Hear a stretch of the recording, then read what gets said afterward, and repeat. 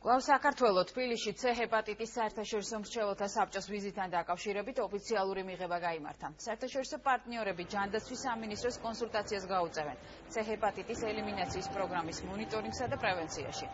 მანამდე მრჩეველთა საერთაშორისო ჯგუფმა C ჰეპატიტის მხრივ საქართველოში არსებული მდგომარეობა განიხილა. პროექტის პირველი ფაზის შედეგები და მიღწევები დადებითად შეფასდა, რაც ჯანდაცვის მინისტრის თქმით პროგრამის მეორე ეტაპის გაგრძელების მყარი საფუძველია. დასრულდა პირველი დღე კონფერენციის, რომელიც ამოცანაც არის პირველი ეტაპის C ჰეპატიტის აღმოფხვის პროექტის პირველი ეტაპის შეფასება. ამაში ჩვენ გვეხმარებიან ექსპერტები, ამ დარგის საერთაშორისო აღიარებული ექსპერტები. პირველი ეტაპი ცალსახად შეფასდა წარმატებულად. მეორე ეტაპი მალევე დაიწყება, თუმცა ხაზი მინდა გაუსვა, რომ მკურნალობა უწყვეტად მიდის, ანუ მეორე ეტაპის დალოგების არანაირი საჭიროება არ არის, პაციენტების მკურნალობა მიმდინარეობს უწყვეტად და ძალიან კარგი არაჩვეულებრივი შედეგებით.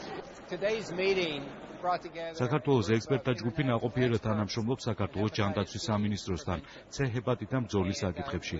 ეს პროგრამა საქართველოში წარმატებით ხორციელდება და საუკეთესო შედეგია მიღწეული. ჩვენ ქართულ მხარესთან აქტიურ თანამშრომლობას განვაგრძობთ.